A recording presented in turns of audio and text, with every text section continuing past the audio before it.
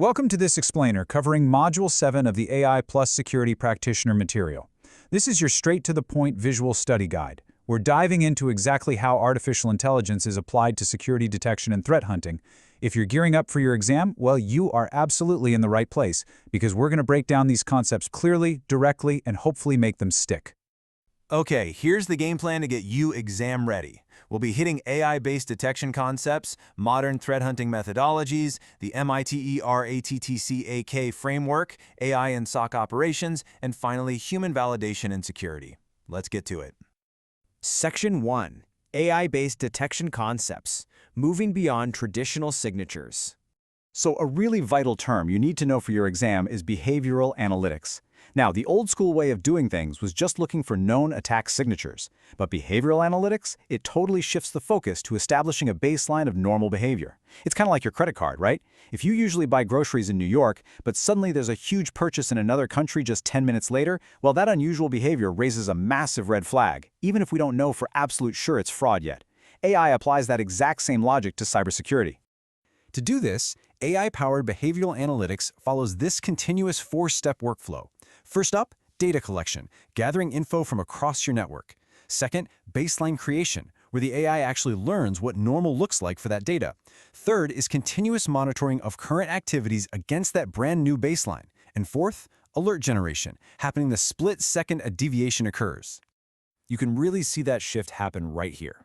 Think of the baseline as your typical, everyday routine interactions. Users logging in, browsing, accessing files, the usual stuff. But watch what happens as we cross that threshold into anomalous territory.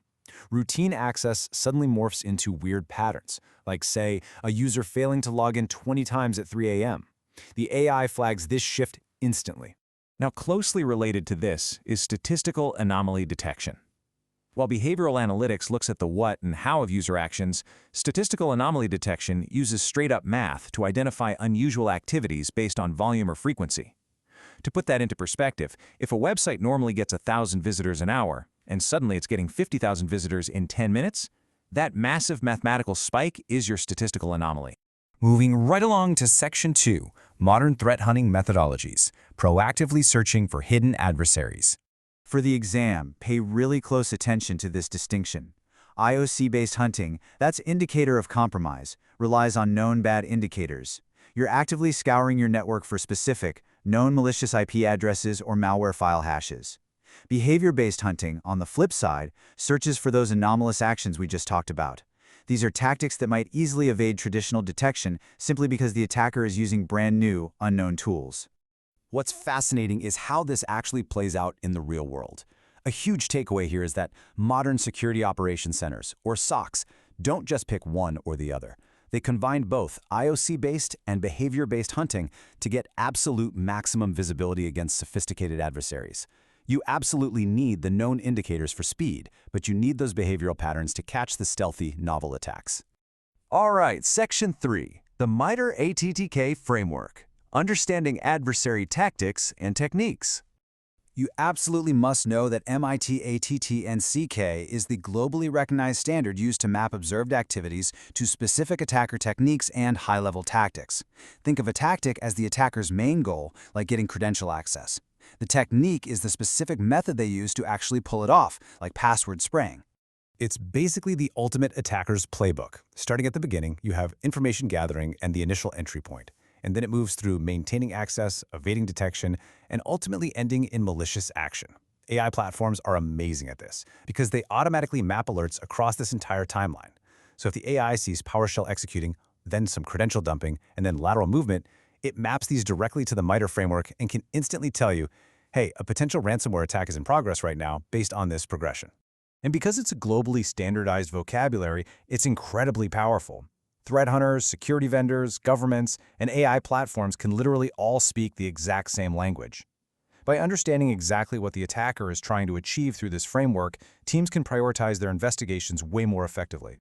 Now, to accurately map these behaviors, we need data. And threat intelligence feeds this entire process in this continuous, never-ending cycle. You collect data from various sources, process it, analyze it for actual insights, share those findings, and finally, you act on that intelligence to mitigate risks. It just keeps looping. But here is the crucial point for your exam. Threat intelligence must be actionable. Honestly, having a massive database of threat feeds is completely useless if you aren't doing anything with it.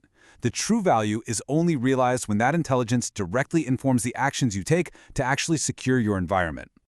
Let's jump into Section 4, AI and SOC operations, multiplying analyst efficiency and capabilities. One of the absolute biggest challenges in any SOC is alert fatigue. We've all been there. Security tools are constantly firing off thousands of alerts from firewalls, endpoints, the cloud. It's literally enough to make any analyst want to throw their monitor out the window. Without AI-assisted alert triage, analysts just drown in the noise. Triage is that absolutely critical process of reviewing, prioritizing, and categorizing alerts based on risk, so humans only focus on what actually requires immediate attention. This AI triage process happens in 3 super fast steps. Step 1, the security alert is identified by the system. Step 2, the AI analysis engine jumps in, evaluates the alert, and assigns it a risk score based on historical patterns and threat intelligence. And Step 3, priority assignment. The alerts are automatically bucketed into high, medium, or low priority queues.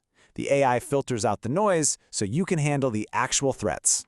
Beyond just triage, keep in mind that AI brings some other seriously powerful capabilities to the table. Incident summarization is a total game changer. Instead of reading through hundreds of raw log entries, analysts get a quick AI-generated summary of the whole event. Plus, event correlation allows the AI to automatically connect the dots between completely different events across the network, building one cohesive attack timeline. This is a huge feature in modern XDR, or extended detection and response platforms.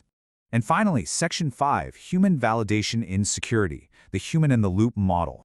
This comparison matrix is classic exam material. It perfectly highlights how humans and AI are the ultimate complementary team.